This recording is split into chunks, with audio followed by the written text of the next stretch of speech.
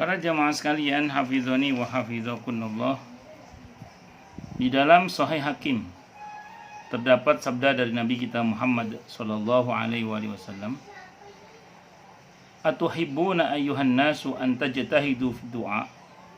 Qalu na'am ya Rasulullah. Qala qulu Allahumma a'inna ala dzikrika wa syukrika wa husni ibadatik. Wa inda Ahmad qala Nabi sallallahu alaihi wasallam, "Alizzu ya dzal jalali wal ikram." Wa indahu aidan kana Rasulullah sallallahu alaihi wasallam yaqul, "Ya muqallibal qulub, tsabbit qalbi ala dinik." Wal mizanu biyadir rahman azza wa jalla yarfa'u aqwaman wa yadau akharin. Wa an Ibnu Umar radhiyallahu anhuma kana Rasulullah sallallahu alaihi wasallam yaqul, "Allahumma inni a'udzubika min zawali ni'matika wa tahawuli afiyatika wa fujaati ni'matika wa jam'i sukhtik." Wa rawa Tirmidzi anna Nabiyya sallallahu alaihi wasallam qala, "Allahumma anfa'ni bima 'allamtani wa 'allimni ma yanfa'uni wa zidni 'ilman walhamdulillah ala kulli hal wa a'udzubillahi min hali ahli nar." Ini bagus sekali ya. "Maukah tuan-tuan, hai manusia, bersungguh-sungguh dalam berdoa?" Ujar mereka, "Mau ya Rasulullah." Sabda Nabi kita Muhammad sallallahu alaihi wasallam, ucapkanlah, "Allahumma a'inni ala dzikrika wa syukrika, Allahumma a'inni ala dzikrika wa syukrika wa husni ibadatik." Ya Allah, bantulah kami buat zikir kepadamu, buat bersyukur dan beribadah kepadamu dengan baik. Jadi kita ini untuk berzikir kepada Allah butuh bantuan Allah. Salah satu dari indikasi bahwa seseorang itu diperhatikan oleh Allah, dia akan banyak berzikir kepada Allah. Nah, untuk supaya kita mudah dan banyak berzikir kepada Allah, kita butuh bantuan Allah. Maka kita mohon kepada Allah agar kita dibantu untuk mudah berzikir kepada Allah. Dan buat bersyukur dan beribadah kepada Allah dengan cara yang baik. Dengan kata lain, beribadah juga butuh pertolongan Allah Subhanahu wa taala. Karena la haula wala quwata illa billah. Tidak ada daya meninggalkan maksiat dan tidak ada kekuatan untuk taat kecuali dengan pertolongan Allah. Demikian juga bersyukur tadi. Maka kita mohon kepada Allah pertolongan agar dimudahkan untuk berzikir, bersyukur dan beribadah dengan cara yang baik kepada Allah Subhanahu wa taala. Dan menurut riwayat Ahmad, Nabi kita Muhammad sallallahu alaihi wasallam bersabda, "Selalulah pakai ya dzal jalali wal ikram, wahai Allah yang punya kebesaran dan penghormatan." Ya dzal jalali wal ikram ini termasuk Ismullahil A'zam yang kalau kita berdoa kepada Allah insya Allah cepat dikabulkan. Ya dzal jalali wal ikram. Ibnu Qayyim Al-Jauziyah rahimahullah dalam kitabnya Ad-Da' wa Dawa menjelaskan, para sahabat itu tahu kalau Nabi lagi ada masalah yang cukup berat, itu Nabi biasanya sambil melihat ke arah langit beliau mengucap ya dzal jalali wal ikram. Jadi saya ulang ya, Nabi itu kata para sahabat kalau sedang punya masalah yang cukup berat itu sering melihat ke arah langit sambil mengucap ya dzal jalali wal ikram, wahai Allah yang memiliki kemuliaan dan keagungan. Maka sunnah bagi kita juga kalau sekiranya kita punya masalah yang cukup berat untuk melihat ke arah langit, bukan minta kepada langit tapi tetap minta kepada yang menciptakan langit dengan ucapan ya dzal jalali wal ikram. Juga menurut riwayatnya Rasulullah Muhammad sallallahu alaihi wasallam mengucapkan ya muqallibal qulub tsabbit qalbi ala dinik. Ya, wahai Allah yang maha membolak-balikkan hati, teguhkanlah hatiku dalam agamamu. Sedangkan raca timbangan itu di tangan Allah yang Rahman Azza wa Jalla. Ditinggikannya beberapa golongan dan direndahkannya golongan-golongan yang lain. Jadi yang perlu kita pahami, kita mohon kepada Allah agar hati kita itu diteguhkan dalam iman dan Islam, terutama saat-saat kita menghadap kepada Allah Subhanahu wa taala. Karena disitulah dipertaruhkan iman kita, apakah kita akan mati dalam keadaan husnul khotimah atau su'ul khotimah. Jadi saya harus sampaikan perkara yang sangat penting, di mana ketika Nabi mengajarkan doa ini, sebagian sahabat bertanya, "Ya Rasulullah, apakah Anda mengkhawatirkan kami?" Nabi mengatakan, "Iya, karena hati itu seperti mata uang logam yang dimainkan di antara jari-jari Allah. Jadi orang sewaktu-waktu bisa berubah ya. Jadi kita nggak usah jauh-jauh lah ya. Hari-hari ini dipertontonkan kepada kita oleh Allah Subhanahu wa Ta'ala tentang beberapa orang yang sering tampil di TV misalnya. Mungkin kita pernah tahu siapa dia 10 tahun atau 20 tahun yang lalu, tapi sekarang jadi apa?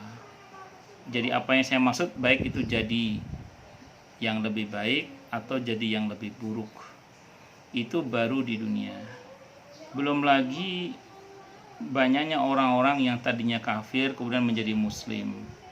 Belum lagi sebagian orang yang tadinya Islam terus menjadi kafir alias murtad.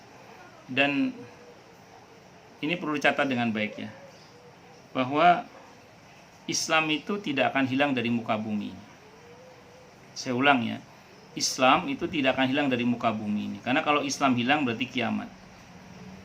Tapi Islam bisa hilang dari diri kita. Islam bisa hilang dari keluarga kita.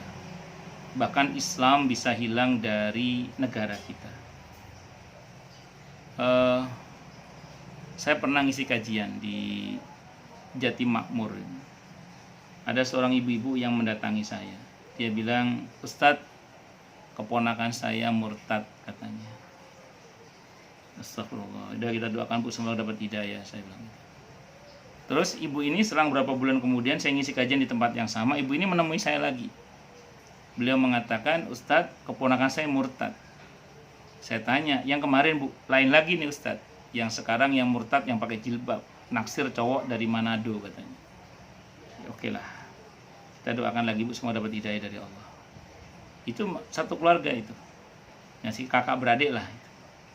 Terus setelah berapa bulan saya ngisi kajian di situ lagi, ibu ini datang lagi.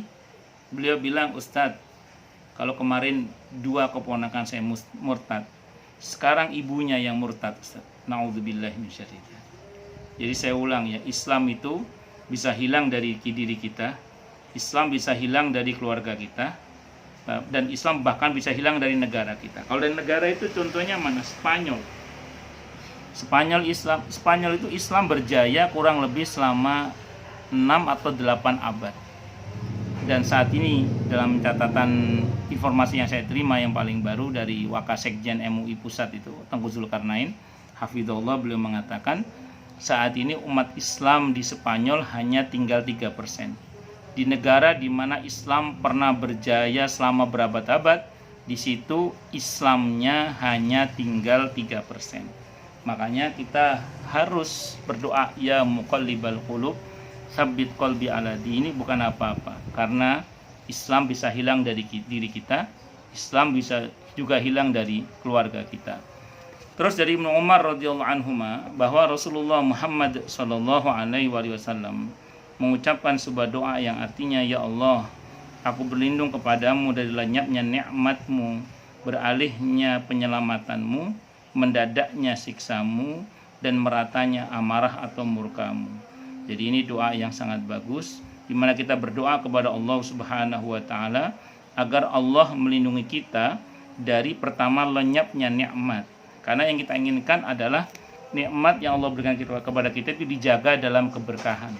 Dijaga dalam keberkahan dan awet nikmat itu hingga kita menghadap kepada Allah Subhanahu wa Ta'ala.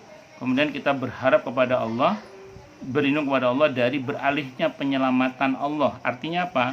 Kalau selama ini kita dijaga oleh Allah, dilindungi oleh Allah, jangan sampai kemudian penjagaan itu dibatalkan oleh Allah karena ulah kita. Makanya kita bermohon kepada Allah agar penjagaan Allah, penyelamatan Allah untuk kita terus bahkan hingga akhirat nanti. Kemudian mendadaknya siksa dan meratanya murka dari Allah Subhanahu wa Ta'ala. Ini catatan penting buat kita bersama, agar jangan sampai kemudian kita ini termasuk orang-orang yang diadab oleh Allah secara tiba-tiba. Karena sesungguhnya Allah itu tidak menyukai dipercepatnya adab.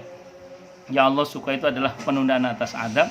Kenapa? Karena Allah menginginkan agar hamba itu segera bertobat, minta ampun kepada Allah Subhanahu wa Ta'ala. Sebagaimana Allah ingatkan kita dalam Al-Quran, misalnya di surah Al-An'am.